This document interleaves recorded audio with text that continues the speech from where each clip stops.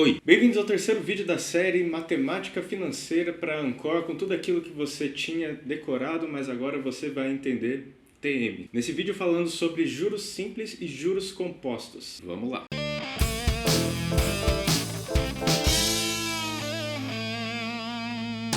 Bom, o que é juros? O que é rendimento? Primeira situação, você, que é o Joãozinho, vai ao banco e o banco vai te emprestar uma grana que você está precisando agora. Você não pode esperar, você precisa pagar alguma coisa agora, você tem que comprar um carro agora. Então você vai pegar essa grana emprestada. Mas qual é o combinado do banco? Ah, vou te emprestar essa grana agora, mas você vai ter que me devolver essa grana e, além disso, pagar uma quantia a mais. E é isso que o Joãozinho vai fazer passado um tempo. Então, em algum momento ele pegou esse dinheiro emprestado e no futuro, em algum momento, ele vai devolver isso daqui para o banco, que é um pagamento mais um dinheiro. Quando é essa situação que ocorre, esse dinheiro a mais é chamado de juros. Agora pensa na situação inversa. O Joãozinho vai no banco, só que dessa vez o Joãozinho tá com grana e ele quer investir essa grana para ganhar mais dinheiro. Tem um tipo de investimento nos bancos que a gente pode fazer que é chamado de CDB. Eu não vou entrar em detalhes sobre isso agora, mas basicamente o que você faz nisso é emprestar dinheiro para o banco. Então o Joãozinho vai emprestar uma grana para o banco no presente, mas o combinado com o banco é que lá na frente o banco vai devolver para o Joãozinho aquilo que ele emprestou para o banco, mais uma quantia a mais. Então no momento do passado o Joãozinho emprestou dinheiro para o banco, no futuro o banco vai devolver para o Joãozinho o dinheiro e mais uma quantia. E nesse caso essa quantia a mais a gente chama de rendimento. Nessa situação, o Joãozinho é um devedor. E nessa situação, o Joãozinho é um investidor. O que eu quero que você perceba é que essas duas situações são a mesma coisa. É sempre dinheiro saindo de um lado e depois voltando para esse mesmo lado, só que com uma quantia a mais acrescentada naquilo. Então, para a gente falar de juros simples, juros compostos, eu vou usar a terminologia juros, mas eu quero que você saiba que pensar em rendimento é a mesma coisa, as contas são iguais, as nomenclaturas da hora de fazer a conta são as mesmas, e isso você vai ver lá na frente quando a gente estiver fazendo exercício ou questão da Ancor, em que você vai precisar ou calcular uma taxa de juros ou calcular um rendimento, e os nomes das coisas vão ser o mesmo. Agora, o que é juros simples e juros compostos? Imagina que você encontra uma lâmpada mágica, você e o seu amigo Zezinho. Aí você faz o quê? Vai lá, esfrega a lâmpada mágica e aparece um gênio. E aí o gênio fala assim: eu não vou conceder 3 desejos para vocês, eu vou conceder um pote. Só que esse pote é mágico. E ele fala assim: tudo que você colocar nesse pote, cada dia vai dobrar de quantidade. Aí o Joãozinho e o Zezinho, que são espertos e que só tinham cada um 2 moedinhas, falaram assim: pronto, vou ficar rico. Vou colocar minhas moedas nesse pote e aí cada dia eu vou ter o dobro de moeda. Aí o gênio foi embora, o Joãozinho foi para casa dele e o Zezinho foi para dele. Os dois tiveram a mesma ideia, os dois estavam muito felizes, mas os dois pensaram um pouquinho diferente. Porque o Joãozinho pensou assim: ah, eu vou pegar o meu pote e eu vou colocar minhas 2 moedinhas. No dia seguinte, quando eu acordar, eu vou ter 4 moedinhas. E daí eu vou pegar essas 2 e vou guardar no meu cofre. Aí eu já vou ter o dobro de grana. E aí, quando eu dormir, no dia seguinte vai ter mais 2 moedinhas. E daí eu pego elas e guardo no meu cofre. E assim, todo dia o meu cofre vai ter um pouco mais de grana. Enquanto isso, na casa de Zezinho. Já o Zezinho pensou assim: poxa, minha casa é segura aqui, acho que eu vou deixar as moedas aqui dentro. Amanhã, quando eu acordar, vai ter 4 moedas. Mas eu acho que eu vou deixar elas no pote mesmo. Não tem por que ficar tirando. Vamos ver no que vai dar. Ali uns dias os dois se encontraram. O Joãozinho com a sua bolsinha de moedas que ele tinha ganho, todo feliz na expectativa de ver o Zezinho, contar pra ele de quanto que ele tinha ganho. Mas quando ele viu o Zezinho, ele arregalou o olho, porque o Zezinho já tava com um saco de moedas muito maior. Daí o Joãozinho perguntou: o que você fez, Zezinho? Como assim? Eu juntei um total de 12 moedas. E você? Ao que o Zezinho respondeu: ué, o meu deu 64. E foi aí que os dois se sentaram e fizeram as contas do que tinha acontecido. Já fazia 5 dias que eles tinham se visto. Então, no dia em que eles ganharam os potes, foi o dia em que o Joãozinho colocou suas 2 moedinhas no pote. No dia seguinte, o Joãozinho amanheceu com 4 moedas no pote. Mas ele tirou 2 delas e deixou guardado fora no cofre dele. No dia seguinte a esse, o Joãozinho amanheceu com mais 4 moedas no pote. Mas ele fez a mesma coisa, deixando as moedas para fora. Com isso, a cada dia, a gente ia vendo que o número de moedas que estava para fora do cesto do Joãozinho estava sempre crescendo em 2 moedas. E no último dia, para levar as moedas pro Zezinho ver, ele pegou as 2 que estavam no pote e pegou mais essas 10 que apareceram para ele. Já para Zezinho, ele foi deixando as moedas lá no pote. Então no primeiro dia ele colocou 2 moedas. A regra do gênio é que de um dia para o outro o que estava no pote duplicava, então no dia seguinte tinham 4 moedas. pela regra do gênio tem que duplicar de um dia para o outro, como no dia anterior tinham 4 moedas, no dia seguinte vai ter o dobro, 8 moedas. E se nesse dia tinha 8, no dia seguinte vai ter 2 vezes 8, 16 moedas. Se nesse dia tinham 16 moedas, no dia seguinte tem que ter o dobro, 2 vezes 16 tem que ter 32, isso mesmo. E eu vou fazer aqui do lado, porque senão você não vai ver. D5 no quinto dia, 2 vezes 32, o Zezinho tinha 64 moedas no pote dele, que ele pegou para levar para o Joãozinho ver. O Joãozinho, ele tá sempre aplicando uma multiplicação em cima de uma mesma quantidade. Já o Zezinho, ele tá aplicando uma multiplicação em cima do resultado daquilo que já foi multiplicado antes. O Joãozinho nada mais é do que o regime de juros simples, enquanto que o Zezinho nada mais é do que o regime de juros composto. Então, o que é o juros simples? É você ter uma quantia inicial e você aplicar um multiplicador, uma taxa de rendimento ou uma taxa na qual você deve, com relação a uma mesma quantia fixa. Para ao longo do número de vezes que você aplica aquela taxa, você determinar no final o quanto você deve ou quanto rendeu aquilo para você. Se a gente está falando em juros, a gente está pensando em empréstimo e está pensando em quanto a gente deve. Agora, nos juros compostos, não. Os juros compostos, aquela taxa, seja de rendimento ou seja de juros, você vai aplicar ela sobre a quantia, ela vai mudar de valor e você vai aplicar de novo sobre aquele mesmo valor. E por conta disso, ela tem a característica de crescer mais rápido do que a quantia do juros simples. Então, se você tiver uma mesma quantia inicial em juros simples e composto, a quantia final que você deve ou a quantia que rendeu para você sempre vai ser maior nos juros compostos do que nos juros simples. E agora, como enxergar isso de acordo com aquela última coisa que eu passei no vídeo, o vídeo que vai estar aparecendo mais ou menos por aqui.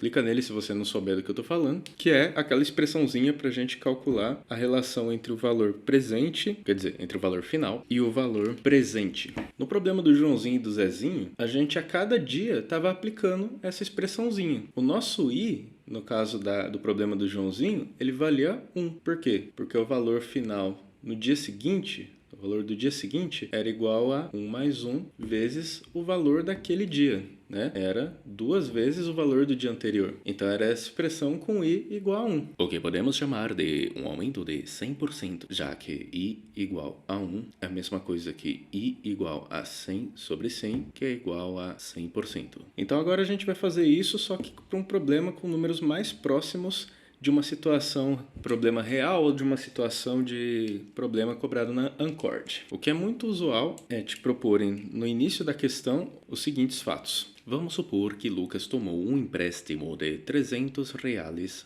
no banco. Então se esse é o empréstimo, esse vai ser o valor presente. Por quê? Porque nesse momento presente, essa é a quantia envolvida. Lembra da figurinha lá do cara pegando empréstimo, pegando a grana com o banco? É aquele momento.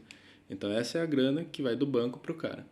Então, ela vai ser o valor presente. A taxa de rendimento do investimento é de 20% ao mês. Ou seja, o nosso I é de 20% ao mês, para cada mês que passa. O empréstimo foi realizado e deve ser pago dentro de 3 meses. E aqui eu vou introduzir mais uma letrinha que é usada em cálculo de matemática financeira, que é o N. E esse N também é uma tecla da HP12C. O que o N representa? O N representa o número de vezes que aquela taxa aí vai ser aplicada em cima da quantia inicial. Então, no problema do Joãozinho e do Zezinho, foram 5 dias. O nosso N seria 5. Aqui, como a gente está pensando em taxa ao mês e em 3 meses, essa taxa vai ser aplicada 3 vezes. Então, o nosso N vai ser igual a 3. Então, como que a gente vai pensar nessa continha? Mas faltou uma coisa, né? O problema precisa falar pra gente se a gente está trabalhando com regime de juros simples ou juros compostos. Então, se o problema for um investimento feito com valor de R$300 a uma taxa de 20% ao mês de 3 meses, a juros simples, a gente vai fazer o mesmo pensamento do problema do Joãozinho. No mês inicial, ou mês 0, que é o momento em que esse empréstimo é tomado, o valor que a gente está devendo é R$300 para o banco, que a gente vai ter que pagar. No mês seguinte, vai incidir a nossa taxa I. Então, o valor final que a gente vai ficar devendo para o banco é 1 mais I vezes o valor presente considerado. E qual que é o valor presente considerado? Ou seja, qual que é o valor que está dentro do pote do Joãozinho? É R$300. Esse 1 mais I, como o I é 20%, vai valer 1 mais 0,2. Assiste o vídeo anterior se tiver alguma dificuldade nisso. Então vai ser 1,2 vezes 300. Com isso a gente chega que o valor final é de R$360 dentro do pote do Joãozinho. Mas espera aí, é regime de juros simples. Então, para calcular a quantia do mês seguinte, a gente vai tirar do pote aquilo que estava a mais. A gente vai pegar esses R$ 60 que aumentaram em relação ao anterior e vai colocar para fora do pote. No mês 2, a gente vai fazer a mesma coisa. O nosso valor final vai ser 1,2, porque a taxa é constante ao mês, vezes o valor presente. Mas o que é o valor presente? É o que está dentro do pote do Joãozinho, porque é juros simples. Então vai ser os 300. E aqui fora continua tendo esses mesmos R$ 60 aqui, né, que estão no cofre do Joãozinho. Então o valor final vai dar de novo 360. Mas a gente vai seguir a mesma regra dos juros simples e o que tem a mais a gente vai considerar fora da nossa base, fora do nosso pote. E vai acontecer a mesma coisa que o problema do Joãozinho.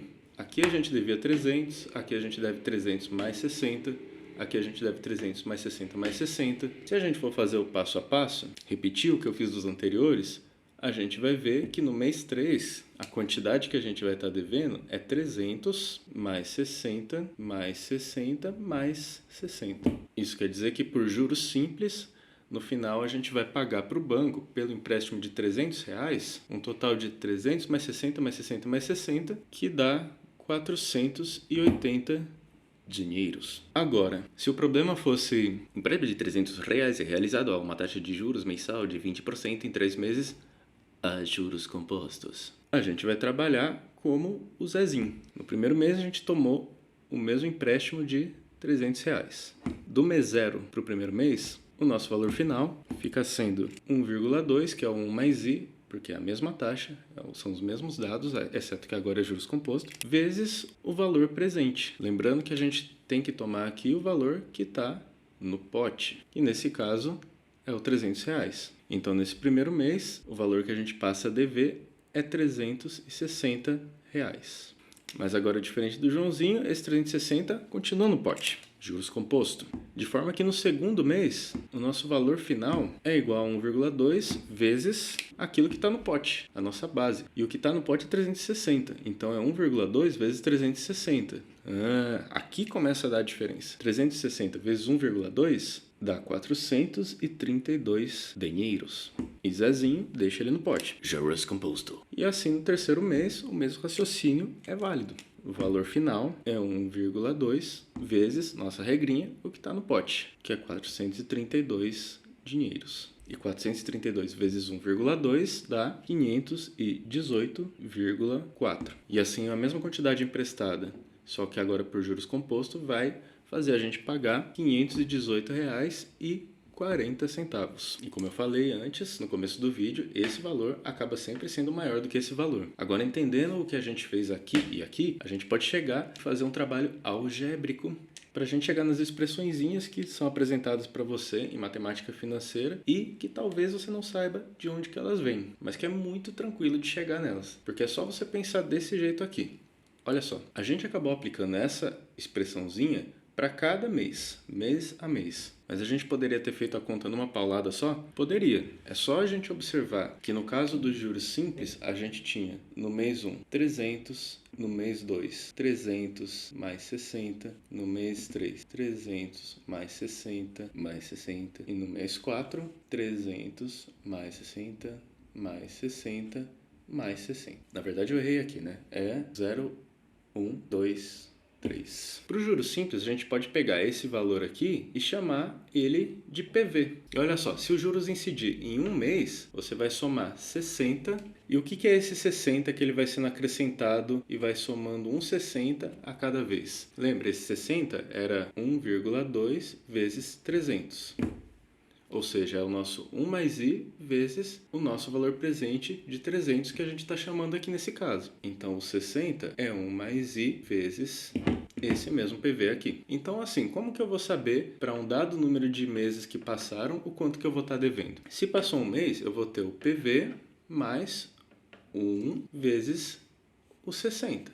Se passou 2 meses, o que eu vou dever é 300 mais 2... 2 vezes o 60. Se passou 3 meses, eu vou estar devendo o 300 mais 3 vezes o 60. Então, para qualquer número de meses que eu vou chamar de N, o que eu vou estar devendo é PV, que nesse caso é o 300, mais N vezes o 60, que é 1 mais I vezes o PV. Então, essa é a fórmula usada para calcular o valor final no regime de juros simples. Então, ela pode vir apresentada nessa forma aqui que eu escrevi, ou ela pode ser apresentada fazendo a propriedade associativa da matemática, que eu expliquei no primeiro vídeo, e aí ela vai vir, na hora que a gente junta esses dois caras aqui na expressão, da seguinte forma. O valor final é igual a PV vezes 1 mais N, 1 mais I. Lembrando que esse 1 é o 1 que estava implícito multiplicando aqui na frente esse PV. Então, essa é a formulinha para você calcular o quanto você deve depois de N meses a uma taxa de juros de I a partir de um empréstimo de um valor inicial PV. Tem que decorar essa formulinha? Não! Você tem que saber como chegar nela. Mas ela está aí, copia ela antes de eu ter rabiscado. E para juros compostos, lembra que a gente sempre vai multiplicar pela taxa de um mês para o outro? Então eu tinha o meu valor inicial, que era 300, eu multipliquei por 1 mais I e deu isso. Eu peguei isso, multipliquei por 1 mais I e deu isso. Peguei isso, multipliquei por 1 mais I e deu isso, meu valor final. Ah, são 3 meses. Quantas vezes que eu multipliquei por 1 mais I? 3 vezes. Então, eu peguei o meu valor presente e multipliquei ele por 1 mais I, depois por 1 mais I, e depois de novo por 1 mais I. Em matemática, ao invés de a gente escrever uma coisa vezes ela, o que a gente pode escrever? Pode escrever essa coisa elevado ao número de vezes que a gente multiplica. Só que esse número ele é dado em relação a quê? Ao número de incrementos em que a taxa é aplicada. Nesse caso, o número de meses. Então, o que vem aqui no lugar desses 3, no caso do algebrismo, é N. E depois que a gente fez essas multiplicações pelo valor inicial, a gente chegou no valor final? Chegou. Então, no caso, essa é a expressão de cálculo de valor final, com base no valor inicial, uma taxa de juros e em um número de incrementos, ou no caso, número de meses, N, para o regime de juros composto. E, de novo, precisa decorar isso daqui? Não. Mas pode ser que você veja isso em algum material e aí você de repente sai aplicando e não sabe de onde vem. Mas agora você sabe de onde vem. Se você entender como chegar nisso daqui, você já vai estar lá na frente na hora de resolver um problema e vai com certeza matar ele no peito. Como eu sempre falo, procura revisar esse vídeo, ver se você ficou com alguma dúvida, se você entendeu tudo. Se tiver dúvida, deixa nos comentários, deixa o seu like para ajudar a crescer o canal. Ou deixa o dislike, se inscreve, compartilha com quem estiver prestando a Ancor ou quem estiver precisando daquela ajuda em matemática. E é isso aí, não perde o próximo vídeo. Lucas Silva ficando por aqui e até mais.